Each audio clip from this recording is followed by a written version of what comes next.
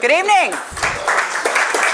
I am president of the Morse Society, a nonprofit that conducts genealogy research on the surnames Morse and Moss. I'm going to share some research tips on how you can use maps to help with your genealogy research, and then I'll give an illustration about how maps helped with my own family research. The 17th century brought pilgrims to Plymouth and Puritans to Massachusetts and Connecticut.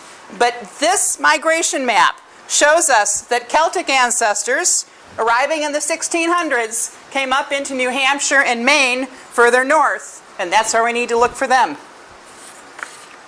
As people migrated west and south, they followed very specific migration routes. Here we see the old Santa Fe Trail, which later set the stage for a major railroad line.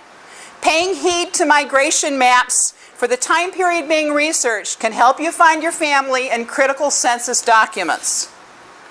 Now, political maps indicate boundaries of towns, counties, cities, states, etc., but boundaries change because of population growth, gerrymandering, and lots of other pressures.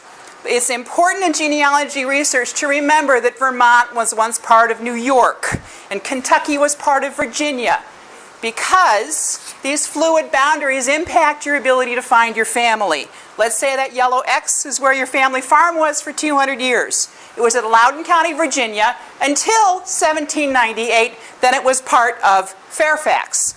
So while you might find someone's birth record in Fairfax, in Loudoun, they'll later show up in Fairfax. Now, what we have here is this is a home. These are churches. And we're finding that with this particular map is telling us that we're going to look at the blue star for church records because it was flat terrain. Okay, Lawrence, Kansas. This is a historical map that identifies landowners in 1883, Lawrence, Kansas. Other historical maps may show the location of churches, schools, and other important buildings to help us find more about our family. Logan Square, Chicago, for example, was settled by the Norwegians in the 1880s. My great-grandparents lived at the yellow X. Did my grandmother attend school at the Little Red Schoolhouse? Does the Chicago Historical Society have their records? Without this map, I wouldn't even know to ask those questions. If we want to find deed and tax records, we need the township, section, and range number information that is given on a plat map.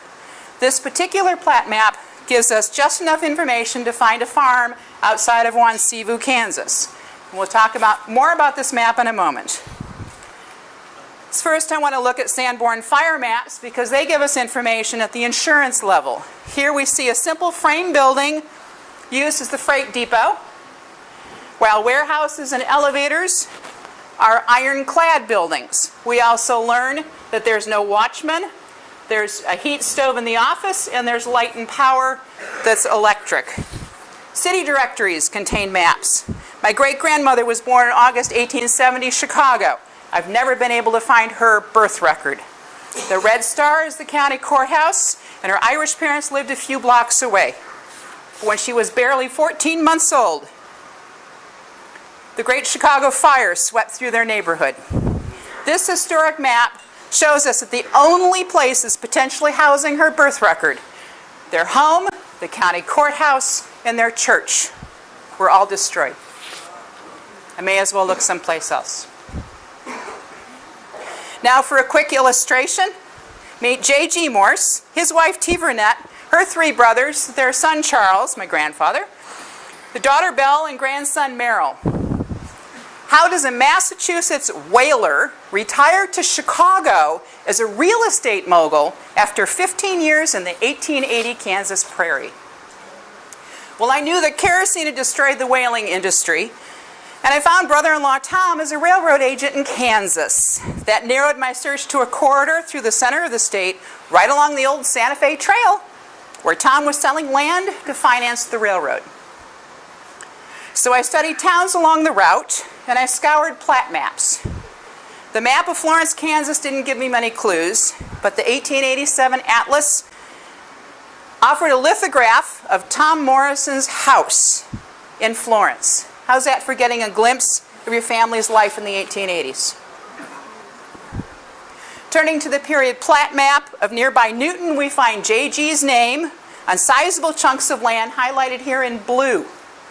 By 1887, this section of Newton was subdivided and platted, ready for more community growth and ready to change the city boundaries. Note that the railroad junction goes right through J.G.'s land.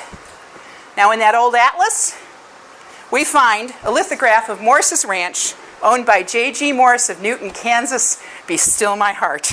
On the left side, there's that plat map showing exactly where his land was located.